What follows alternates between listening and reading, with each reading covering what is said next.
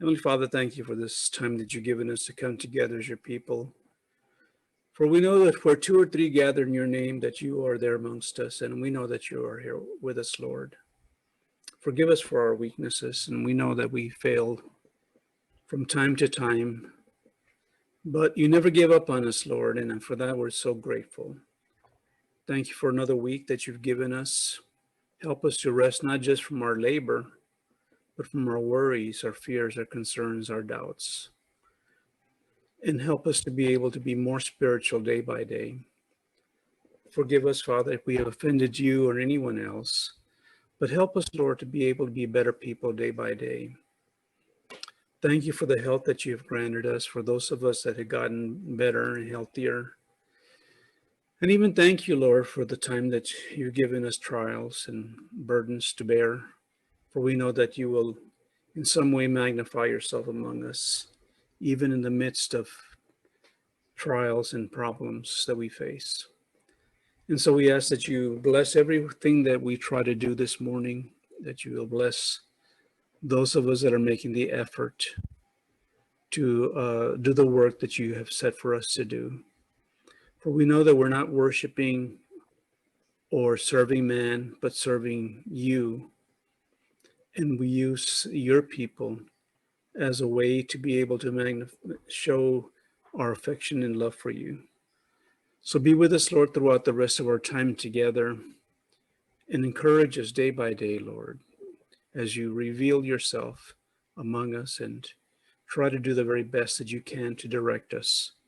And so we ask that you open our eyes and hearts to whatever it is you have set for us to do in this world. In Christ's name we pray, to and we give all praise, honor, and glory. Amen.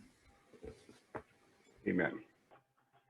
Okay, so we're going to continue on from where we were last week. At first, last week, I wasn't sure if I was going to continue on with this. We kind of covered the overview of it. We had the basic understanding. But in the end, I decided to go forward with this. And we're going to do a little deeper dig this time. We're going to go into more of the characteristics that you see and how those come from liberal views. What we studied last week was, it was really focused on this survey that you see here, the results of this survey, that showed that there's a very distinct and measurable difference between the morality foundation of liberals and conservatives. And this diagram really helps to show that. What we see here, and I've got my laser going, this is the conservatives over on this side. And for the 5 moral foundations that this author was measuring in his survey, the results are pretty much the same. They're all 5 are roughly equal value to a conservative. But we see a very shocking difference here on the liberal side. We see on the liberal side, harm, which is injury to people, taking care of people, care for people. That's this one. Those are very high on their scale, and fairness is almost as high. So their sense of being fair to people and everybody getting an equal share, that kind of idea is embedded in the idea of fairness. And so we saw that those two are really the only two, as the author of the survey says, there's really only 2 channels, 2 moral foundations that liberals use. These 3 down here are effectively not part of their moral view. They don't probably even don't understand them when you're at this far left-hand side of the curve. So those 3 are authority, so respect for authority, believing that there's a need for authority, obeying authority, those kind of things are part of the authority line, and they weight that pretty low. Being part of a group or loyal to a group, they also rate that pretty low. And purity or sanctity, they rate that especially low. That is very low on the liberal scale. And so this difference here is really the foundation of our whole study that we're doing here is what does this mean in practical terms now? We've seen last week that there was this huge difference. And we talked a little bit in general terms about how that affects them, how they think, and how they see the world. And so and we also saw a little bit of how, when you understand these values are so different for them, how they see the world is different, and it explains an awful lot about what liberals do and what they say and how they see things, how they see the whole world. And for us in the church, that's very important, because right now there's really a large liberal movement moving in the church. And it is sweeping because it's the kind of a gospel that is easy to get along with. It doesn't require anything of you. Certainly doesn't require any purity. So we need to understand their mindset, their worldview, and that will help us to go further in dealing with them as we understand them and encounter them. So the remainder of this study is going to be on how those differences in their worldview translate into differences in the things that they do in the church. Last week, we talked a little bit about just general liberals in society, but now we're talking about liberals in the church and how they're different. So this is more than just about politics, though, right? Because, oh, yes. You know, I think when we start thinking about liberals and conservatives, we only think about politics, but in reality, it's deeper than that. And it's because I know some people that are very liberal in church that are not political at all. You know, they don't even care about who's even running, you know. Some people have even said, I don't even like either party. But yet they're very liberal in their approach. And you would think that they would side more with the political liberals, you know, but, it's not a given that it's necessarily that they're political people just because they're liberal or conservative, you know. Right. And in fact, it's important to understand that liberals in the world are different from liberals in the church. And actually, what's the first point that we're getting to here? So why don't we just move ahead and get into that? So the liberal worldview, as we looked at last week, is really opposed to the biblical worldview. That all of the things that God sees as important are really not important to them. And we saw that in the chart. Things like purity, which we know is important to God, not so important to liberals.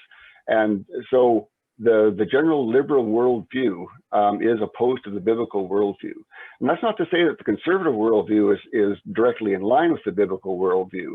It's just that the conservative worldview understands some basic ideas that liberals don't really get.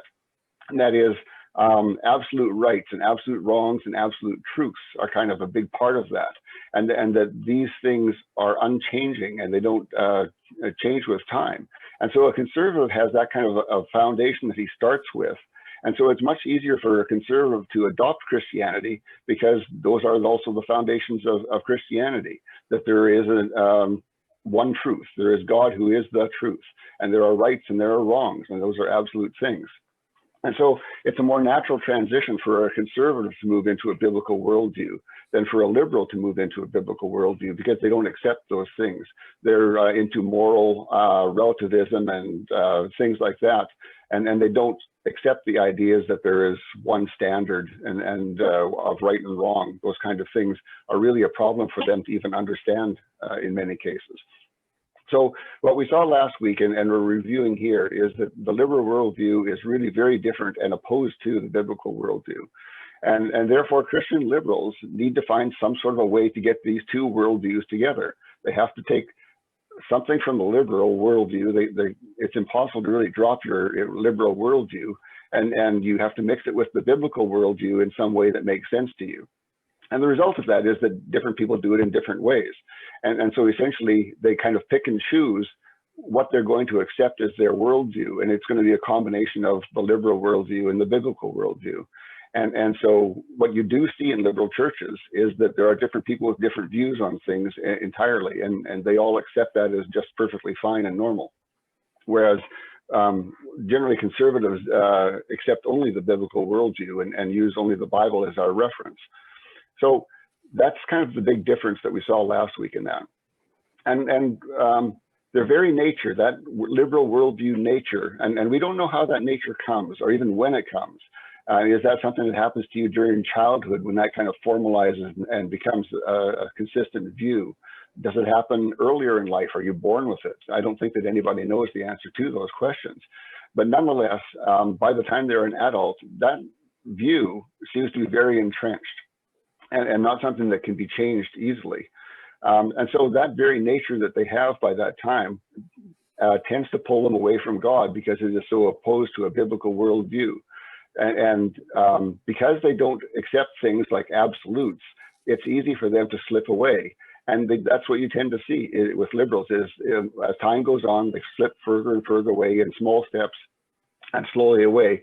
some at faster speeds, some at slower speeds, but generally that's the direction. None of them ever really return to God. They usually just find some point where they have turned away from God. And I actually did a web search on that to see if I could find any liberals who had turned to conservatives, and I couldn't find any on that. And that's kind of a simple web search. So I don't know that people actually change their worldviews over time, but they can certainly change where God is in their lives. And it also needs to be said that there are liberals who are not liberals. And by that I mean there are people who think that they're liberals, but really their worldview isn't that. And the reason that they think that is perhaps they've been hanging around with a lot of liberals in their lives. And so they've heard nothing but liberal views on things, or they've been taught nothing but liberal views. And so because they've heard nothing else, they tend to accept those. But if a time comes when they start to hear conservative views, they're going to be attracted to those because that is their nature. So it's entirely possible for a person who is a liberal to hang around with conservatives and think he's a conservative, and it's easy for a conservative to hang around with liberals and think that he's a liberal because of that. But generally those things get straightened out by the time they start to hear different viewpoints on things. So some review there. And now we're going to dig into point by point some of the things that you will see with liberals, almost all liberals. And of course, this is a generalization. We're talking about a group of people, not individuals in particular. As I said, especially with liberals in the church, they have very different views on things. And so I'm trying to focus on some things that are pretty common to the groups of liberals. And one of them is utopianism, and that's the belief that there is some sort of a paradise that can be reached by the actions of mankind.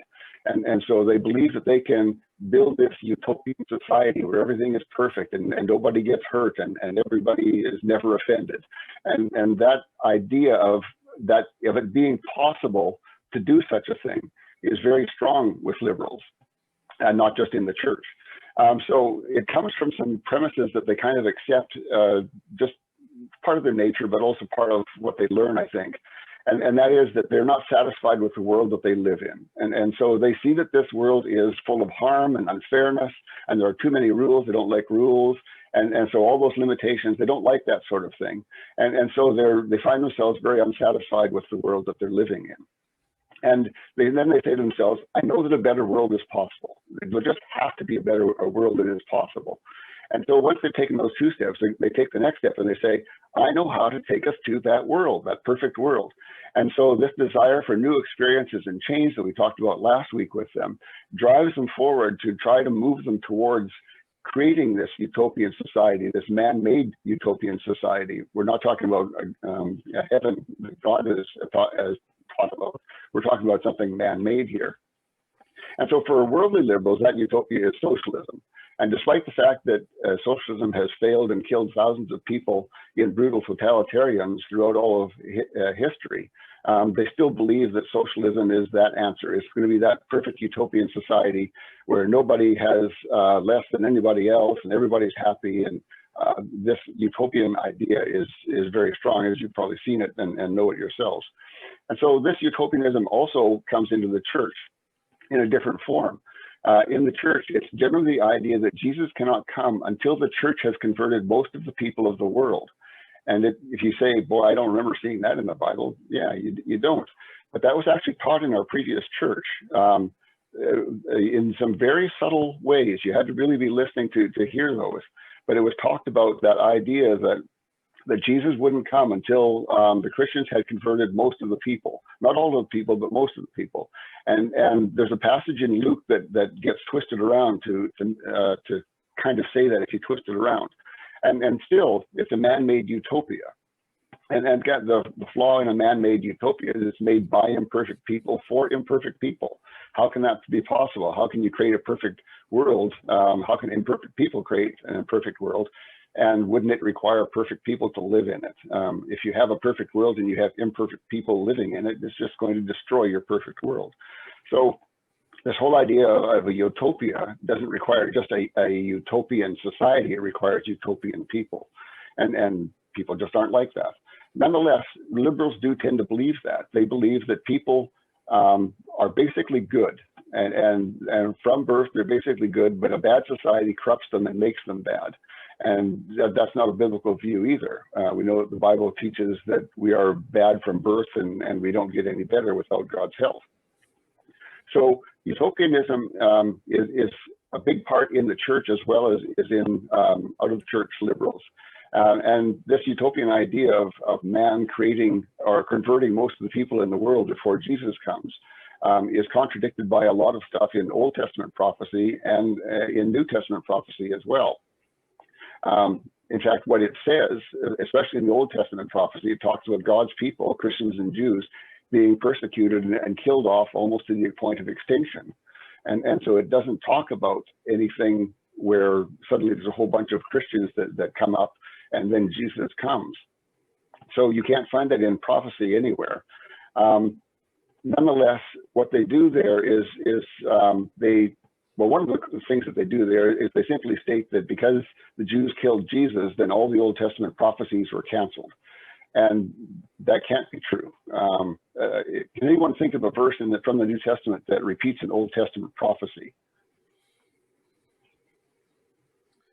Well, I can't think of one at the moment, but what you're talking about here, about having the mindset of converting everybody or most everybody, the problem with that theory or that philosophy is that you have to compromise a lot to win everybody over.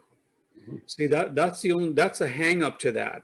And in fact, I had heard that voice by numerous people that we've known, where they have actually said the only way we're going to able to get everybody in the door is to be able to connect with them the way in their beliefs, So I said, that sounds like a compromise to me there, Yeah. And then the other thing I was thinking about when you were talking about utopianism was John Lennon's Imagine song.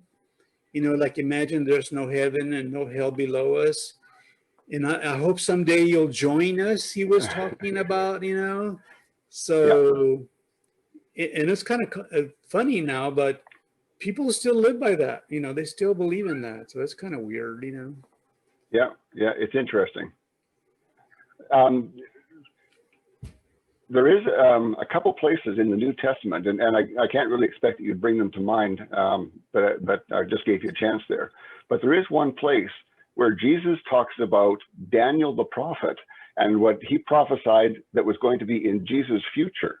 So when Jesus says Daniel the prophet prophesied about the destruction of the temple, that was in Jesus' future. And he wasn't talking about his near future. He's talking about the Antichrist destroying the temple, which is still in our future. And so that's one place where you see a definite connection where Jesus brought forward an Old Testament prophecy and continued it as a New Testament prophecy talking about the future. And so right there, you see that kind of a complication. And there's others like that where if you try to look at New Testament prophecies, you can see that they're just speaking or re-speaking what was in the Old Testament. And so that really fights against this utopian idea. The Old Testament and what it said about what would happen, plus the New Testament, especially Revelation, talking about what's going to happen. And Jesus also himself said, will there be any faith left on the earth when I come? And so he's talking about how few will be Christians at the time of his coming. He's not talking about how many are going to be there. So there's a lot of contradictions to that idea, but that idea still runs strong, both in outside liberals and inside the church liberals. Now, another thing that is interesting with all liberals, but we're really focusing on the church here, is that there are kind of two primary forces that cause this sneaking thing, where they sneak around and do things behind the back, you might say. And one of that is a dislike of moral absolutes. And so if you don't think there's an absolute truth or an absolute right and wrong, it makes it possible to do some things that you wouldn't normally, or we wouldn't normally think were good things to do. And the other force in that is that liberals and their love for new ideas, they come up with a lot of ideas, but they're mocked for it because they're silly ideas, let's be honest. And so they don't like their wonderful ideas being mocked and opposed. And so because of those two things, they really tend to be very quiet about what they're thinking and what they're doing. And what they do in the end is they say to themselves, the end justifies the means, which is a statement that means what I'm doing is going to be so wonderful that people will love it when it's done, and that will justify the bad things that I'm doing now, the sneaking and the hiding and the being untruthful, those kind of things. And so they justify what they're doing or what they will accomplish by what as justifying what they're doing now. And so they think to themselves that people won't mind what they've done once they see the wonderful thing that they've achieved. So liberals tend to think that their ideas are wonderful. They don't give them up easily, and they don't like people criticizing their ideas and opposing their ideas. And so the natural thing for them to do is that they don't voice these ideas hardly ever. And we've seen that. We've seen bits and pieces where sometimes they can't help themselves because they think their ideas are so wonderful that they give you a little hint about what they're working on or what they're trying to do, the agenda that they're working to, and you get little glimpses like that. But they won't normally talk about it until they've achieved what they thought that they were going to do. And the idea is that once you see this wonderful thing they've achieved, then you won't mind what they did to get to there. And so because of these things, they've learned to hide what they're up to. And they deceive people about that. They don't tell people what they're doing. They aren't clear about their agenda and where they're trying to head towards. And they don't generally talk about those things unless they're really pressed into it. And even then, if they're pressed into it, sometimes they won't even tell the truth then.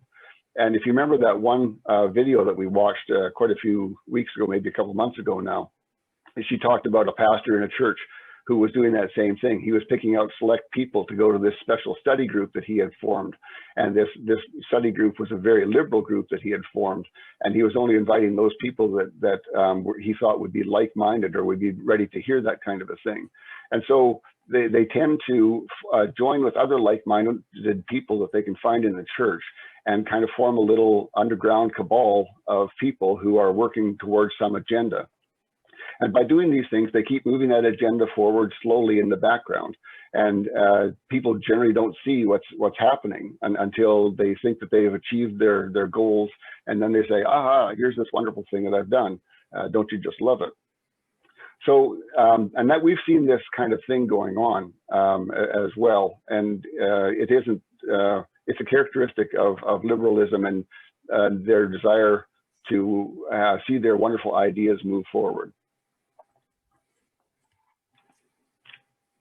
Okay, now a really big problem for liberals in the church is the idea of a violent God. I talked about that a little bit last week. The problem there is that liberals can't think in terms of rules and justice. And we saw that from that graph. We saw that those things such as justice and obeying the law, those sort of things are really low, almost non-existent. And in fact, for some of them, non-existent. They simply don't understand that idea of rules and justice. And because of that, they can't understand what God has done in the Bible in many cases. And they can't understand how God can be both loving and just at the same time. He can be a rewarder and a punisher at the same time. When we talked about this last week, we talked about the police and how they see the police. They see the police as not an authority who needs to be obeyed, but they see them as another source of violence in society. And in fact, if you heard what Colin Kaepernick said, I think that was yesterday or maybe the day before, he was talking about this utopian society where they wouldn't have police and they wouldn't have jails. And that same idea is, or that thing comes out of their ideas about justice and law, is they don't see any value in justice and law. And so for that same reason, they don't see how God can be just. They only see God as being a violent God.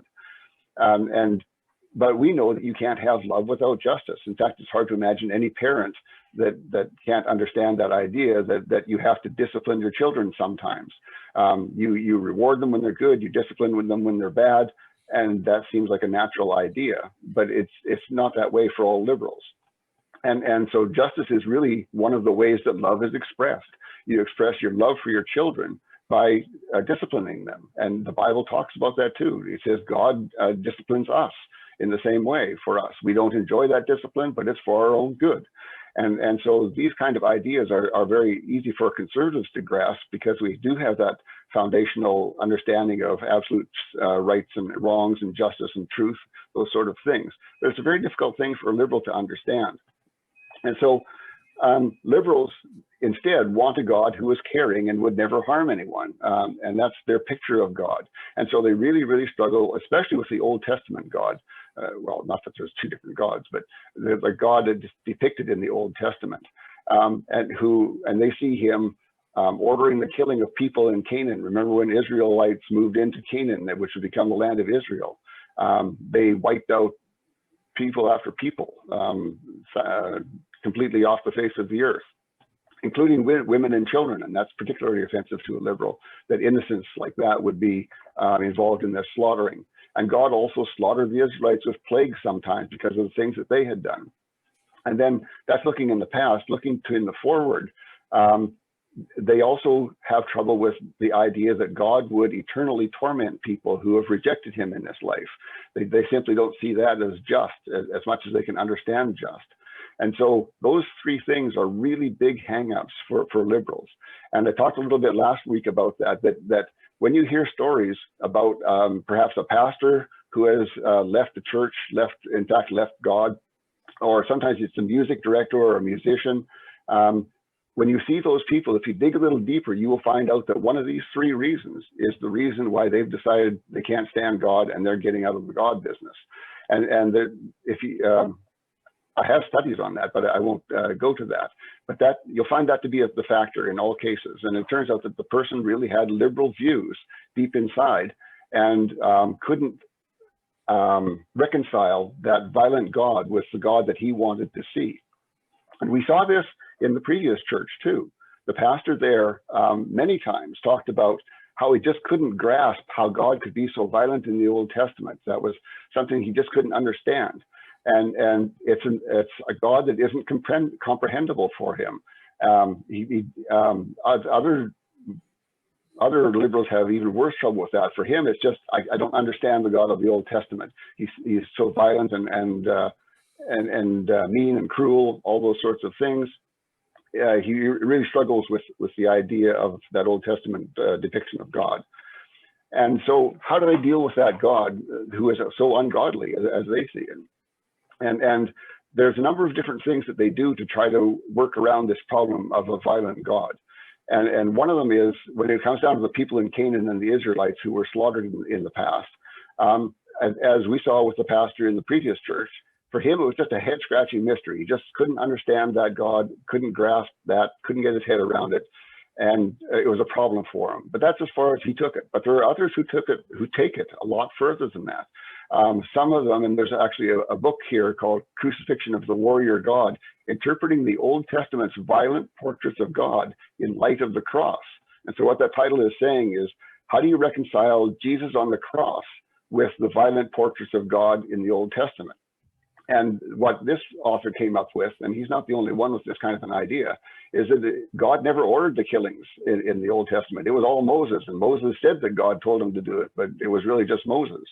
And so that's one of the ways that they get around this problem of a violent God in the Old Testament and how they can reject that idea. And to do that, you really have to twist that, because the Bible so many times says, God told them to do these people and wipe them out completely, leave nothing of them on the face of the earth. And that's repeated over and over again. So they say, no, that's not what, that's only Moses saying that. That isn't what God said. And so when you have to do that kind of a twist to the Old Testament, you've really taken it out of context. You've turned it into a twisted up mess of things. And who could believe it when you have to make that such a cruel change to the whole text? So, do you understand what I'm saying there? Anyone have any questions on that part? No, I think I understand what you're talking about, yeah. Okay, so they really have a problem with the Canaanites and the Israelites, and they deal with that in one of two ways that I've seen. One is, like Pastor Israel, it's just a mystery to him and he can't understand the God of the Old Testament. But others say it wasn't really God who did those things, it was really just Moses who was doing those things. And then when we talk about the eternal torment in the future, there's different ways that they deal with that as well. One is the idea of universalism, and that is the idea that eventually everybody is going to be saved, and no one will actually suffer eternally. Somehow or another, there's going to be some path for these people to get into heaven if they believe in heaven. So that's one way to get around this violent God and eternal torment. Another one is the idea of many paths to salvation, that you can get to salvation through many things, many different religions, in fact. Some of them even believe that all religions lead to God, but that simply isn't something you can show. Religions are so different, and some of them don't even believe in a God. So that's a hard thing to reconcile and believe in either. And the third way that you often see them trying to get around this idea of eternal torment is the idea of soul sleep and annihilationism, which means that when you die, you become unconscious, and then on judgment day, you become conscious again, and you're painlessly annihilated. You're just completely destroyed and nothing left. So there is no eternal torment there. So a quick, painless destruction is what they're thinking of there. So these are ways that they get around that violent God that's depicted, especially in the Old Testament, but there's also some references in the New Testament too about that. And the truth is that God himself says, I will bring justice on people down through many generations for the people who hate me, but the people who love me, I will reward them.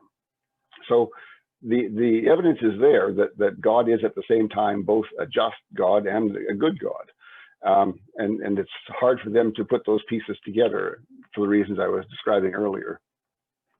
So we ask ourselves here, is God a violent God? The Canaanites, well, actually, I'll just throw the question out for everyone. What do you think? Is God a violent God?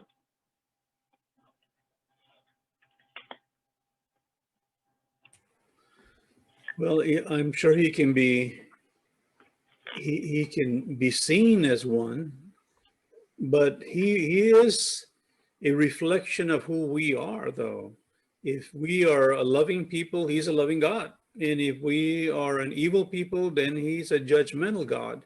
So it just kind of depends, upon who we are more than who he is. Yeah, I think that's a good way of saying it. Anyone else have some comment there?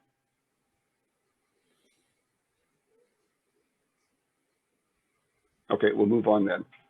So, like you were saying, and I'm just basically going to repeat what you're saying in a different way here. With the Canaanites, they had become very evil. In fact, God said that to Abraham. He said, your people are going to go down to Egypt, and they're going to spend a long 400 years in Egypt. And the reason is that it's not yet time to judge these people in Canaan. He says, when they come back, then I'm going to judge them. And so it was already set up that was what was going to be happening. So by the time the Israelites came back and were ready to take Israel as their property that God had given them, they were at that point where God was ready to get rid of them for their sins. And in fact, Joshua has a really important couple of verses that deal with that. And it says, there was not a city which made peace with the sons of Israel except the Hivites living in Gibeon. They took them all in battle, for it was the Lord to harden their hearts to meet Israel in battle in order that he might utterly destroy them, that they might receive no mercy, but that he might destroy them, just as the Lord had commanded Moses. And so what that's saying is that this was God's plan all along. As I said, he knew that Abraham's people were going to go down to Egypt for 400 years. And when they came back, the people of that land would be so corrupt that he was going to throw them out of the land and kill them. And that was what his desire was to do. But it also says something more. It says that they took them all in battle. It says the people could have left Israel and been completely safe. They could have said, and we saw that with Jericho. The people there were quaking in their boots because they had heard the stories of what had happened to the other kings that the Israelites had destroyed. But instead of taking off and saving their lives, they decided to sit in their walled city and try to fight them off, and that didn't work. And so it was God's desire that they would take on this attitude of we're going to fight for our land instead of running away to save our lives. And it was his desire that they would be destroyed through that. So they had a chance to get out of this. They could have saved their own lives, but they decided to fight, and they fought against an enemy they couldn't win against. And so that's those same values we see with the eternal torment. when people have become very evil, it's time for God to judge them.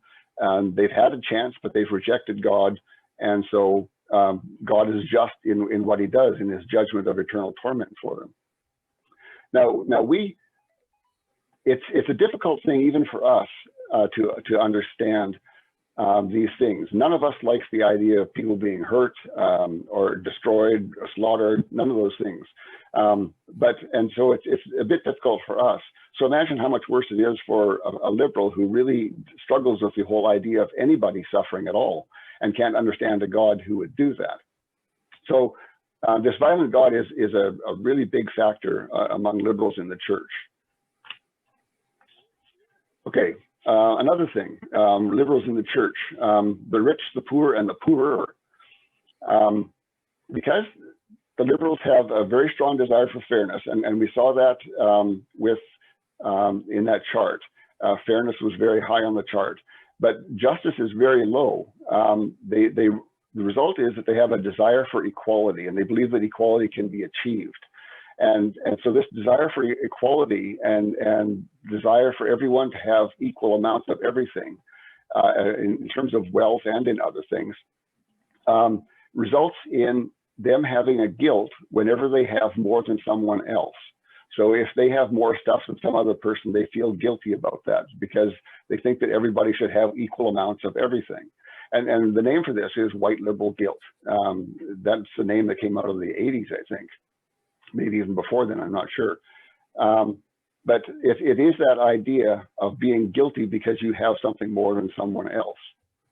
And Jesus addresses this when he says, and he said to his disciples, beware of all greed, because life is not in the abundance of riches. So how rich you are, how poor you are, doesn't matter to God. It's what you do with your time, how you spend your time. And we see that in the parable of the talents, where one person was given 1 talent, another was given 5 talents, and another was given 10 talents.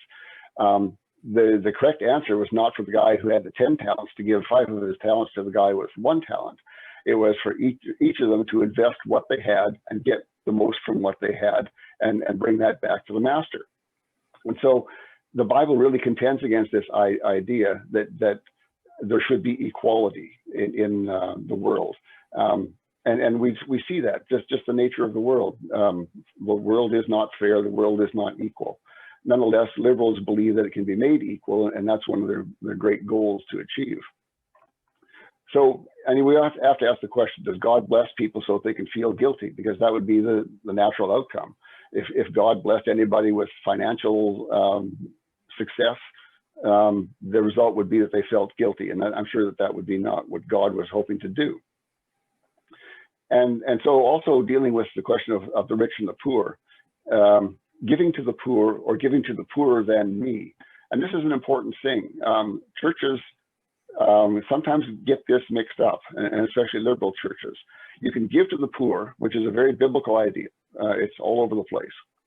Or you can do what's called wealth redistribution, which is taking money from the wealthy and giving it to the people who have less. And that's a Marxist idea. So we actually see a slogan that was popularized by Karl Marx, which is from each according to their ability to each according to their needs. So the Marxian idea is that everybody should have the same everything. And you were mentioning earlier the John Lennon song, which is the same thing. It talks about nobody having any more than anybody else.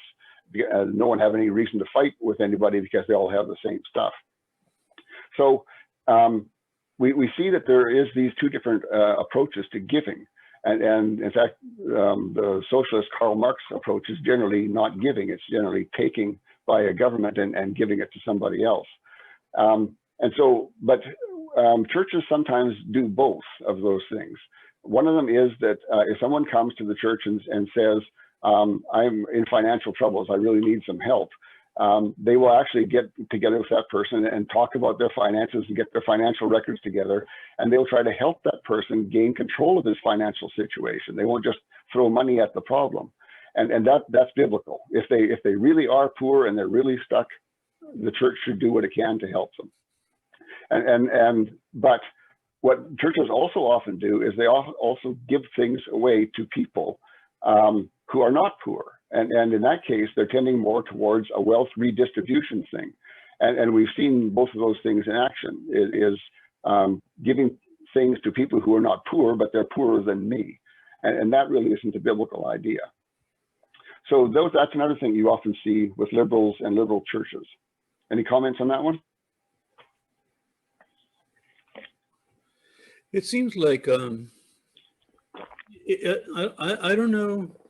I guess I'm kind of curious, but it seems like the whole concept that you're referring to here, it looks like it's a playbook from a liberal church, you know what I mean? And I've seen all of that. So, and I think we'll refrain from mentioning any churches or anybody else, because we don't want to. Yeah, we don't want to get into any trouble with that. But I do see that. I see what you're talking about there, and so my curiosity is this from your, all of this stuff that you've come up with, is this from your observations of in a specific church, or is it because you have seen this concept used in different situations, because it sounds like it's a playbook, for sure. It really is, Yeah, well, what it is it's a combination of many things.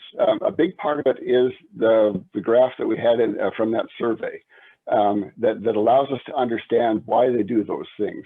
And so, yes, I've seen things in churches. I've also read about things going on in churches. So those are kind of my sources of understanding what kind of things are going on. And that graph helps me to understand why they do that. Why do you see every liberal church doing the kind of same things? And that's because they have that same liberal worldview.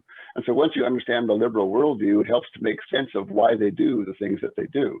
So I hope that answers your question. Yeah, and I've seen this before where I was kind of, cast aside, and because I was not part of a specific group that there was like a one that ran behind the scenes, you know what I mean? Right. Yeah. And they knew that I was not going to be playing by that ball game there, or those concepts. So I kind of understand it. Initially, I was kind of frustrated with it, but I think I understand it. And now that I see that, I guess I don't blame people because, I think Martha and I become more and more conservative as the years have gone on, Yeah. And that's not going to change, so, I mean, there was no middle ground, unfortunately. I wish there could have been, but yeah, there's no middle ground, between liberalism and conservatism, and apparently others saw it before I did, which maybe sometimes I think we don't really want to see what's there, because we don't like that. Yeah. That reality, I guess. I don't know. Yeah. And let me make a point here that I probably haven't said yet. I'm not trying to get us to hate liberals. I just want us to understand what motivates them.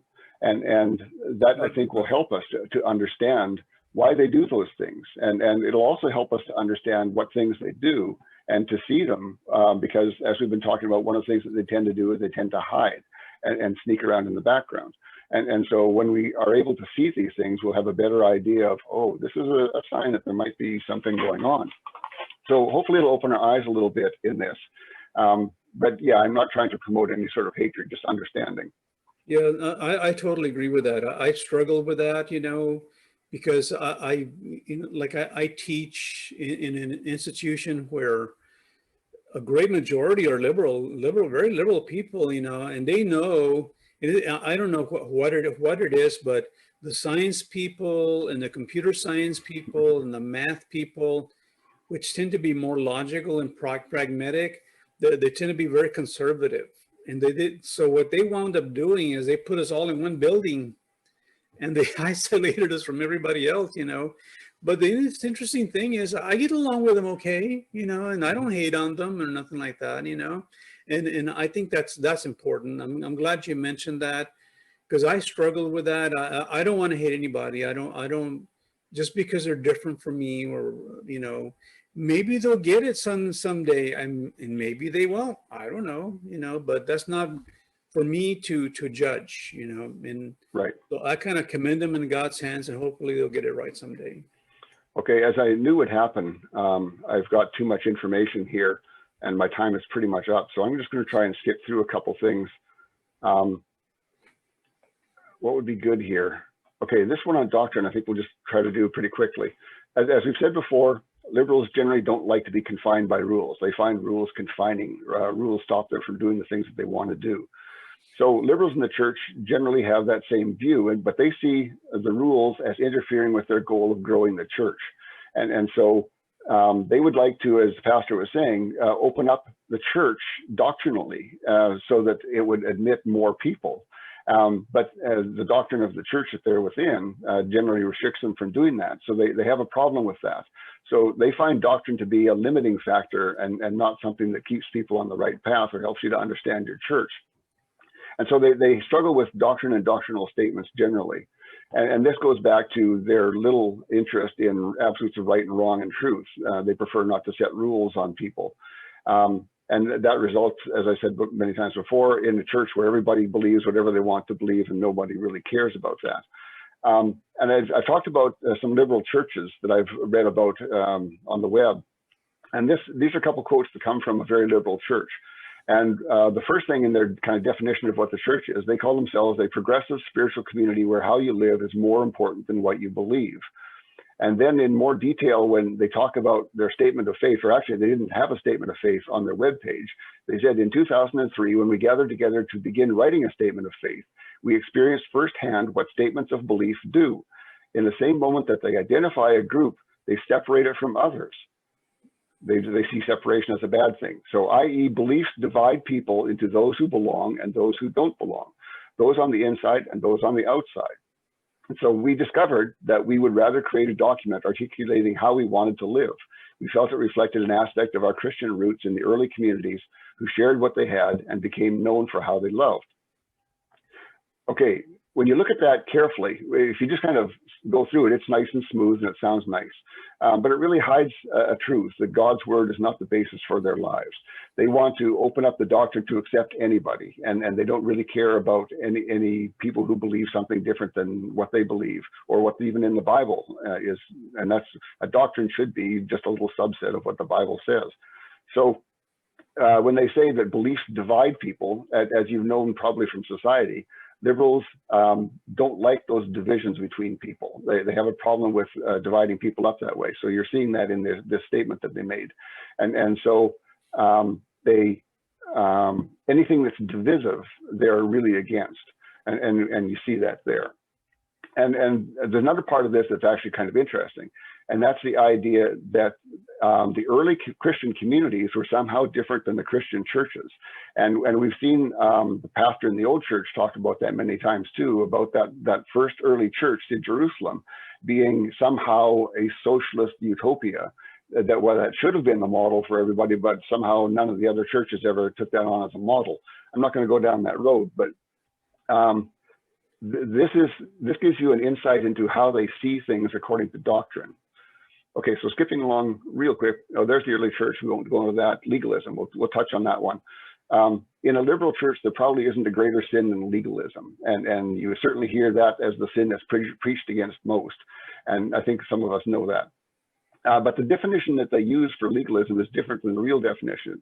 The real definition should mean something like believing that salvation comes by obeying the law. And we don't believe that. That's a false idea. The Bible doesn't support that. The liberal meaning that they're using when they accuse people of being legalists is more like you're obeying the law more than I do, and that makes me uncomfortable, and therefore you're a legalist. And so liberals who we already know struggle with obeying rules. It's a mystery to them why anybody would want to do that. Why would you want to obey a bunch of rules? But that is what God has set up. God says these things you should do, these things you shouldn't do, and division is the natural result of that. So they think, because they can't understand why we would want to obey rules, even though they're biblical rules, they resort to other ideas of why we might be doing that. And one of them is that we're just trying to make ourselves look good by obeying all these rules.